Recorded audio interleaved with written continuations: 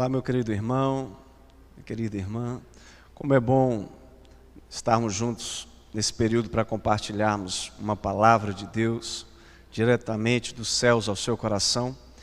E sei que você já compartilhou essa live, então dá aquele joia. Se não compartilhou, compartilha, nos ajude a continuar falando acerca de Deus, mesmo nos dias de crise, nos dias de dificuldade. Amém? Hoje eu queria compartilhar uma palavra de Deus ao seu coração. E o nome da palavra, o tema nessa noite é Estratégias para Vencer o Inimigo. Existem muitas maneiras de se vencer, mas em todas as maneiras que nós vencemos, existem estratégias. E o próprio Deus a usa para que possamos alcançar vitórias inimagináveis, vitórias que os homens nunca imaginaram, foram alcançadas devido a estratégias que o próprio Deus deu para que eles alcançassem. E é sobre exatamente isso que eu quero falar com os irmãos nessa noite, sobre estratégias, sobre como que Deus nos dá essa estratégia e qual é o nosso dever, qual é a nossa posição quando Deus nos dá essa estratégia. Então talvez você está passando por algum momento de dificuldade, talvez você está perto de tomar uma decisão, talvez você não sabe o que fazer em alguma área da sua vida, mas nessa noite o Espírito Santo vai trazer clareza aos seus olhos, clareza aos seus ouvidos, dando discernimento, dando direção, para que você possa, através das estratégias que o próprio Deus vai te dar, alcançar vitória e êxito em nome de Jesus. Então abra sua Bíblia no livro de Juízes, capítulo de número 3, a partir do verso 12. Juízes, capítulo de número 3, a partir do verso 12, vou ler na NVI, tá certo? Então a palavra do Senhor diz assim, Juízes capítulo 3, verso 12 ao 16. Mas uma vez os israelitas fizeram o que o Senhor reprovara, e por isso o Senhor deu a Eglon, rei de Moabe, poder sobre Israel, conseguindo uma aliança com os amonitas e os amalequitas. Eglon veio e derrotou e conquistou a cidade das palmeiras. Os israelitas ficaram sob o domínio de Eglon, rei de Moabe, durante 18 anos. Grave isso aqui, 18 anos de escravidão. Novamente Israel clamou ao Senhor, que lhe deu um libertador chamado Eude, homem canhoto, esquerdo, filho de Benjamita, Gerar. Os israelitas enviaram o pagamento dos tributos a Eglon, rei de Moabe. Eude havia feito uma espada de 2 gumes de 45 centímetros de comprimento e a tinha amarrado na coxa direita debaixo da roupa. Glória a Deus. Feche seus olhos onde você estiver. Senhor, nós queremos que a Tua palavra seja mais penetrante do que uma espada de 2 gumes, fazendo divisão entre juntas e medulas, entre alma e espírito, trazendo discernimento e clareza ao coração do Teu povo, em nome de Jesus. Pode dar um glória a Deus onde você estiver aí, né, confirmando essa palavra. Então, amados, falando sobre conquistas, falar sobre as estratégias que Deus nos dá para vencer os inimigos, você precisa compreender o setor geográfico e histórico que a nação de Israel estava vivendo nesse momento. Aqui Moisés já tinha morrido, tanto Moisés como Josué. Josué tinha entrado na terra, passado o Rio Jordão, estabelecido as tribos em cada território. Então, depois de um período, a nação de Israel se corrompeu. A nação de Israel, então, começou a dar seus filhos para os moradores das próprias cidades, e com isso causando indignação no coração do próprio Deus, que foi quem alertou a Israel, inclusive exatamente sobre isso, para não pegar as filhas deles como esposa e nem dar os seus filhos ou as suas filhas para eles. Mas a nação não escutou. Os líderes de Israel acabaram morrendo, aqueles que acompanharam os 40 anos no deserto, como Josué, como Caleb, que foram homens que tiveram um caráter, um exemplo extraordinário. Esses homens ficaram para trás. Agora a nação de Israel estava diante, mais uma vez, de uma escravidão, de um jugo e de um governo autoritarista. 18 anos sofrendo com muita angústia, tendo que pagar tributos, sendo que eles já tinham passado 400 e poucos anos no Egito, passado 40 anos no deserto, entrou na terra prometida, a terra que mana leite e mel, promessa que Deus fez a Isaac, que Deus fez a Abraão, que Deus fez a Jacó. Mas o que aconteceu? O povo deixou de ouvir a voz de Deus. Esse é o maior problema de quando as pessoas param de ouvir a voz de Deus. Então, quando eu e você paramos de ouvir a voz de Deus, nós entramos exatamente aqui, vivendo com o fracasso. A nação de Israel estava vivendo um fracasso. Por que a nação de Israel estava vivendo um fracasso?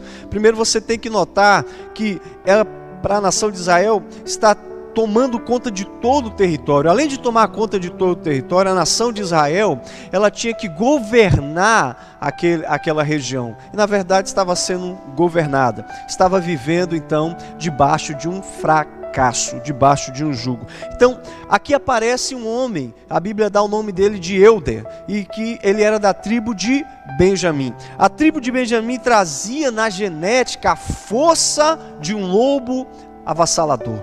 Antes de Jacó morrer, ele libera uma palavra específica sobre a vida de cada filho. E sobre a vida de Benjamim, que é o seu último filho, ele libera essa palavra aqui, Gênesis capítulo 29, verso 27. Ele diz assim: Benjamim é um lobo predador. Pela manhã devora a presa e à tarde divide os seus despojos. Sobre a herança, genética de Benjamim, havia uma força inimaginável. Eram homens hábeis para a guerra, eram homens que tinham um coração voltado para conquistas. Mas o que nós vemos aqui é uma nação inteira, acovardada durante 18 anos. Até que Deus então decide levantar Euder como um homem destinado para trazer mudança para a nação de Israel. Eu quero liberar essa palavra para você. Você vai ser aquela pessoa que Deus vai levantar para trazer uma mudança extraordinária na sua geração. Antes de você, ou no momento em que você está vivendo, você só está olhando fracasso, você está olhando derrota. Muito tempo não conquista nada, muito tempo não avança nada, muito tempo que você não vê as coisas de Deus acontecendo. Mas se você se posicionar como Euder se posicionou,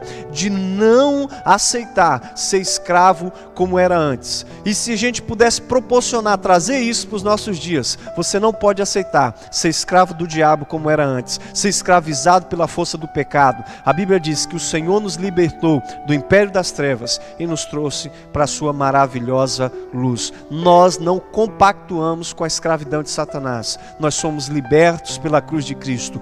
Ele nos comprou, por isso nós o amamos e por isso que nós servimos. Então eu libero essa palavra sobre a sua vida, meu irmão, minha irmã. Você que está em casa agora sem saber que posição tomar, se posicione em Deus. Tem algo mais que eu quero compartilhar com você nessa noite. A tribo de Benjamim, como algumas outras das tribos que entraram na terra prometida, não expulsaram os inimigos da terra. Pelo contrário, eles fizeram amizades, eles se compactaram. Se você olhar em Juízes capítulo 1, verso 21, diz assim: já os benjamitas deixaram de expulsar os jebuseus que estavam morando em Jerusalém. Os jebuseus viviam ali com os benjamitas até o dia de hoje. Esse dia de hoje é o dia que foi escrito. Você sabe que Jerusalém só foi conquistada no período de Davi, do reinado de Davi, que seria quase 250 anos depois, muito tempo depois. Então, o que isso tem de lição para nós nessa noite? A lição é: quando uma geração não se posiciona e nem sabe do poder que Deus entregou nas mãos dela, ela se torna escravo e compactua com o pecado. Nós não podemos compactar com o pecado e nem nos tornarmos escravos dele. A nação de Benjamim, a geração de Benjamim, e justamente a tribo de Benjamim, era a tribo que deveria se destacar na questão de tomar posse, porque havia uma palavra de Deus sobre a vida deles, e a palavra era essa: Benjamim é lobo que devora durante o dia e reparte os despojos durante a noite. Essa era a palavra. Mas a geração que sucedeu depois não tomou posse, não abraçou uma palavra que foi liberada. Muitas vezes Deus está falando através de canções, através de profetas, através de homens e mulheres de Deus ao nosso coração, mas nós não tomamos posse, nós não nos posicionamos diante da palavra porque simplesmente achamos que é para outro. outro deve ouvir isso, outro deve receber isso, é para outro. Essa palavra não vem para mim, mas eu quero dizer para você, essa palavra é exclusivamente para mim e para você. Nós precisamos nos levantar como uma geração que tem a promessa de Deus sobre as nossas vidas.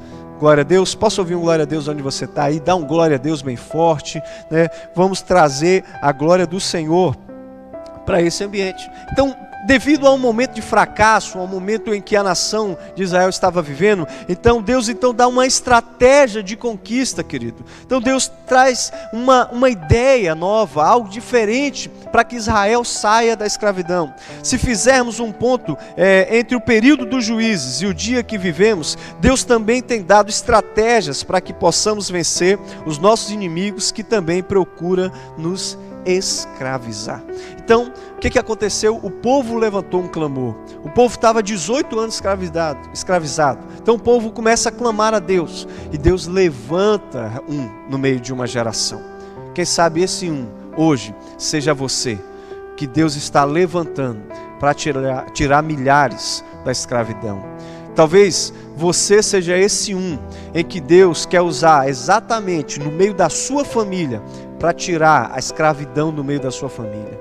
Deus quer usar exatamente você para, no meio lá da sua faculdade, no meio lá dos seus amigos, no meio do seu trabalho, você seja essa pessoa em que vai se levantar e não vai compactuar. Pelo contrário, você vai receber algo que está vindo do céu sobre a sua vida e vai tomar posse e se posicionar no mundo espiritual. Digita aí, onde você está aí, um amém, um glória a Deus, se essa palavra tem falado exatamente no seu coração. A Bíblia faz questão de mencionar que Eude era esquerdo. Irmãos, eu sou apaixonado pela Bíblia, não só porque ela é a palavra de Deus e por não ser errante, né, ela é inerrante, mas também porque a Bíblia ela é rica em detalhes. E se você estudar a Bíblia de uma maneira bem simples, tomando conta assim de cada detalhe, você vai perceber que ela é muito rica, e esses detalhes ajudam a gente a compreender muito o que Deus fez e o que Deus está fazendo ainda. Olha bem no livro de Juízes, capítulo 3, verso 15, diz assim que Eude, parte B, homem canhoto, filho de Benjamim. Olha que coisa maravilhosa. A Bíblia declara que ele era canhoto. Mas por que a Bíblia está declarando a respeito disso? Nós vamos entrar um pouco mais a fundo. Lá em 1 Crônicas, capítulo 12, a Bíblia diz que entre aqueles que estavam nos valentes de Davi, havia aproximadamente uns 400 homens que eram da tribo de Benjamim e que eram homens hábeis. Acompanhe comigo, 1 Crônicas, capítulo 12, verso 1 e verso 2, diz assim: estes são os que se juntaram a Davi em Ziclag, onde se escondia de Saul, filho de Quis. Eles estavam entre os combatentes que ajudaram na guerra, tanto com a mão direita como a esquerda. Utilizavam arco e flecha e funda para atirar pedras. Pertenciam à tribo de quem? De Benjamim, e eram parentes de Saul. O que Deus está tentando trazer para o nosso coração? Deus já havia liberado uma palavra sobre a tribo de Benjamim, só que a nação vai se esquecendo com o tempo, e Deus sempre faz questão de lembrar: olha, vocês têm algo diferenciado sobre a vida de vocês, tem algo que eu quero usar através da vida de vocês. E Deus, o tempo todo, geração após geração, tem levantado pessoas dizendo para mim e para você: Deus quer usar você nessa geração. Então, Eude era canhoto. E além de ser canhoto, Eude também tinha algo especial no coração dele. Ele tinha uma fé inabalável. Ele pegou então, a nação de Israel escolheu ele. Ele pega então os tributos, né, que Israel tinha que pagar, porque estava escravizada, e ele vai levar ao rei. E antes que ele leve os tributos ao rei, entenda bem uma coisa. Quando Israel entrava numa guerra, Israel usava muito a tribo de Benjamim como algo estratégico para vencer as guerras. E por que era algo estratégico? Porque quando uma pessoa que vinha de outro território ou de outra nação vinha lutar, eles vinham com uma espada empunhada na mão direita. Então ele lutava geralmente com quem tinha a espada também na mão direita. Quando chegava alguém da tribo de Benjamim que empunhava a espada na mão esquerda, essa pessoa não tinha a mesma habilidade para lidar com os golpes ou tentar se defender ou atacar com os golpes de alguém que viesse com a esquerda. Então, a estratégia de colocar a tribo de Benjamim para vencer guerras era usada geralmente em Israel. Acompanha comigo no livro de Juízes, capítulo 20, se você quiser anotar aí, verso 15 e verso 16, diz assim: naquele dia os benjamitas mobilizaram 26 mil homens armados. Presta bem atenção nos detalhes, irmãos. De espada, que vieram de suas cidades, além dos sacerdotes, melhores soldados que viviam em Gibeá. Dentre esses soldados, havia 700 canhotos muito hábeis. Cada um deles podia atirar com a funda uma pedra num cabelo sem errar. Parece brincadeira. Os camaradas conseguiam com a funda, querido, igual Davi, conseguia com a funda atirar uma pedra em um fio de cabelo sem errar. Alguns historiadores dizem que as mães, das tribos de Benjamim amarravam a mão do seu filho, a mão direita do seu filho nas costas, para que ele aprendesse a lidar com a mão esquerda, já instruindo a criança na habilidade que ela serviria à nação e serviria ao Deus vivo. Eu quero dizer para você o seguinte: Deus vai usar exatamente aquilo que Ele colocou no seu coração. Ele vai usar exatamente as armas que Ele está te vocacionando. Deus tem levantado você nessa geração para quê, querido? Como intercessor?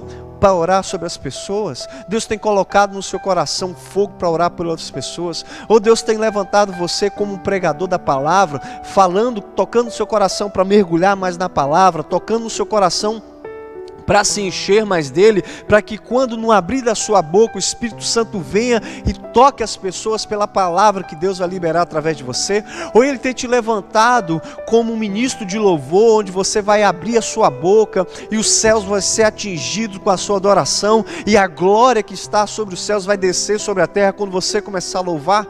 Para que Deus tem chamado para você? O talento que Deus tem te dado, será que você tem guardado? Será que você tem escondido? A nação de Israel, tanto a nação de Benjamim, escondeu isso por 18 anos. 18 anos sofrendo escravizada, até que um homem decidiu não aceitar mais andar dessa forma. Deus está precisando, Deus está querendo que você se posicione nessa geração, para que Ele use exatamente aquilo que te deu, o dom, o talento, use exatamente aquilo que vai tocar no seu coração, e você vai tocar no coração de outras pessoas.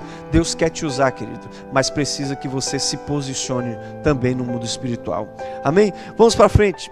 Essa estratégia diferenciada poderia ser uma arma usada no Velho Testamento, e também pode ser uma arma usada também no Novo Testamento. Deus, como eu disse, Deus quer usar você de maneiras especiais. Então, como Cristo foi aprovado por meio do sofrimento, Deus também usa as circunstâncias e o sofrimento para nos aperfeiçoar para a sua boa obra. Esse povo estava sofrendo, como eu disse no começo. Eles precisavam então levantar um clamor. Quando eles levantaram um clamor, então depois de 18 anos sofrendo, Deus levanta Eude.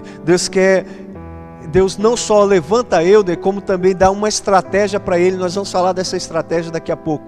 Mas eu estava falando sobre estratégia de conquista. Não só Eude teve uma estratégia de conquista, mas se você for ver no Velho Testamento, Deus sempre deu estratégias de conquista. Um exemplo dele é que o próprio Josué, diante da maior dificuldade da vida dele, que foi as muralhas de Jericó, não sabia, porque as muralhas de Jericó eram impenetráveis. Então Josué para no meio do campo, dando a entender que ele vai buscar um conselho do Senhor, até que venha um anjo de Deus e fala com ele: a estratégia é essa, você vai rodear a terra durante 7 dias, rodeia, circule, e no último dia vocês vão trocar a trombeta, e quando vocês trocarem ela, vocês vão ver as muralhas caindo. E exatamente isso aconteceu. Quando eles usaram a estratégia que Deus deu, as muralhas caíram.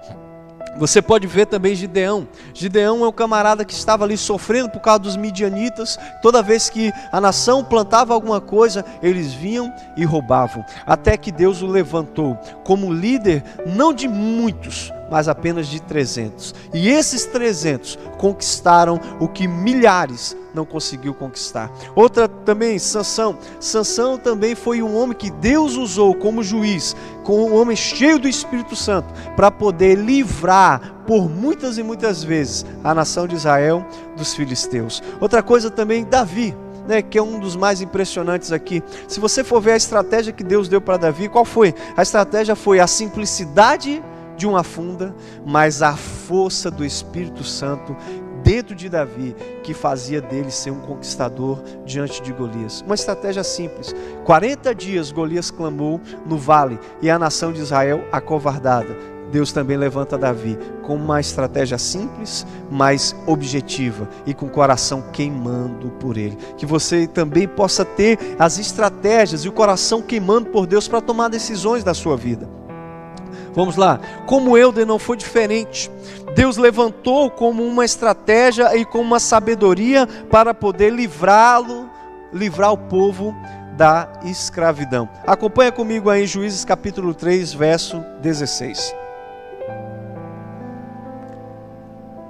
Diz assim a palavra do Senhor: Euder havia feito uma espada de 2 gumes, de 45 centímetros de comprimento, e tinha amarrado na coxa direita debaixo da sua roupa. Mais uma vez, eu amo a Bíblia porque a Bíblia é rica em detalhes. A Bíblia diz que ele prepara então, queridos, ele prepara uma arma, uma espada de 2 gumes, ou seja, que tinha fio de corte dos 2 lados.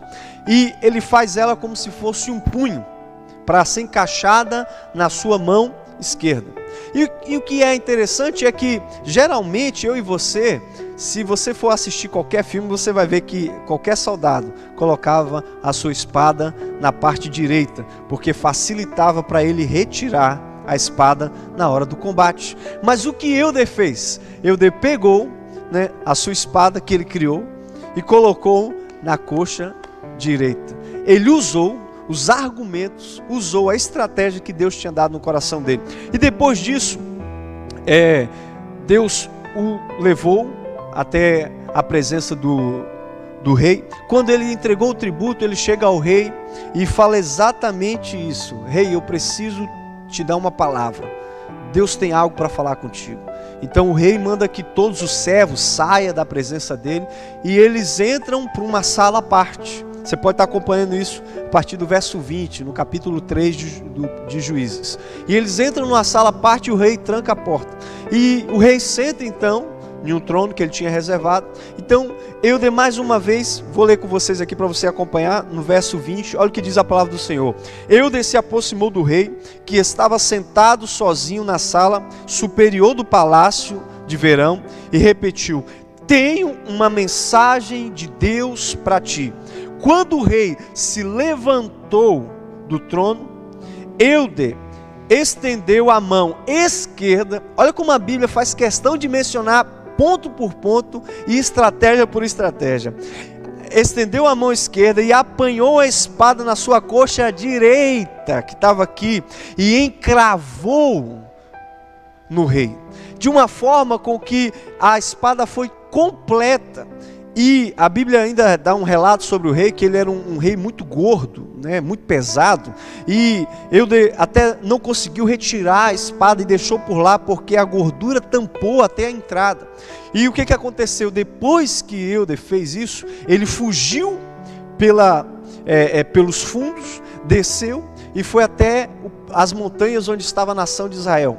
Quando ele chega até as montanhas, isso aí que é impressionante, ele chama a nação de Israel, chama a nação e declara: hoje Deus nos deu uma vitória, hoje Deus nos deu os nossos inimigos em nossas mãos. E aí a Bíblia diz que a nação de Israel se levanta e vai atrás. Naquele dia, aproximadamente 10.000 moabitas morrem.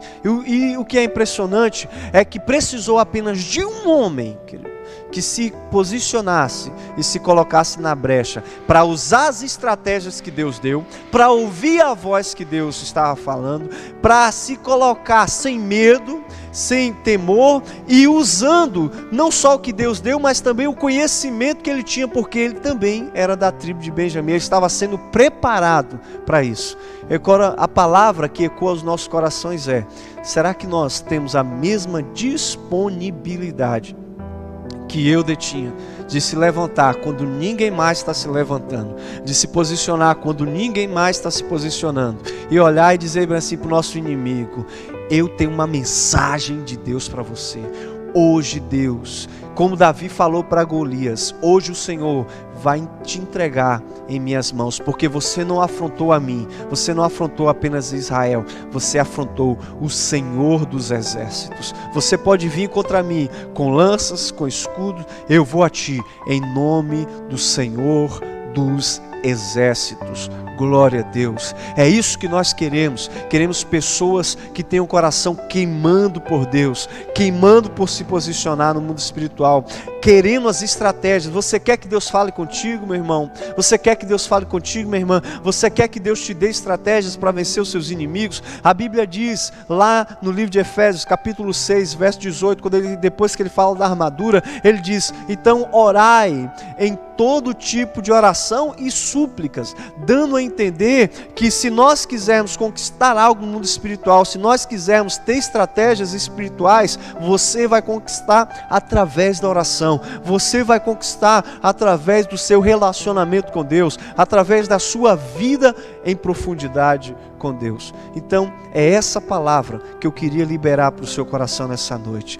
Deus vai te levantar com uma estratégia diferenciada, num tempo diferente, para conquistar coisas que vocês nunca conquistaram. Onde você está aí, junto com a sua família, eu quero orar para a sua vida. Eu quero que o fogo de conquista comece a queimar no seu coração.